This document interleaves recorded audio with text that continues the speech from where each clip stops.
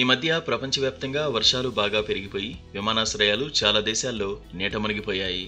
కలికాలం అంటే ఇదేలా ఉంది. గాల్లో తేలాల్సిన విమానాలు ఇలా నేల మీద నీటిలో పడి కూరుకుపోవడం, కొట్టుకుపోవడం దారుణంగా కనిపిస్తోంది. అసలు సంగతికొస్తే ఆస్ట్రేలియాలోని ఉత్తర క్వీన్స్లాండ్లో జాస్పర్ తుఫాను కారణంగా రికార్డు స్థాయిలో వర్షాలు కురిశాయి.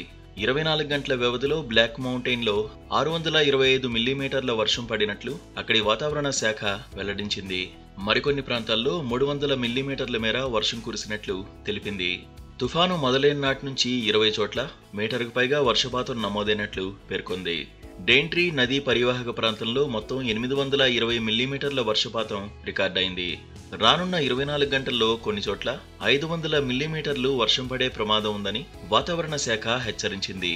ఇటీవల కాలంలో ఆస్ట్రేలియాలో ఒక ప్రదేశం ఈ స్థాయి వర్షపాతం చవిచూడడం ఇదే తొలిసారి అని అధికారులు భావిస్తున్నారు. ఫలితంగా నదులు, కాలువలు కట్టలు తెంచుకున్నాయి. కేర్న్స్ ఎయిర్పోర్టును మూసివేశారు. ఇక్కడ కొన్ని విమానాలు రెక్కల వరకు నీట మునిగాయి. కేర్న్స్ నగరంలో ఏకంగా 2 మీటర్ల వర్షపాతం నమోదైంది. దీంతో అక్కడ భారీ వరదలు విరుచుకుపడ్డాయి. భారీ సంఖ్యలో ప్రజలు ఇళ్లను వీడి సురక్షిత ప్రాంతాలకు తరలి వెళ్లారు. మరికొందరు అక్కడే చిక్కుకుపోయారు. విమానాశ్రయాలు పలుచోట్ల చెరువుల్లా మారాయి. ప్రయాణికులు నానాయాతన పడ్డారు.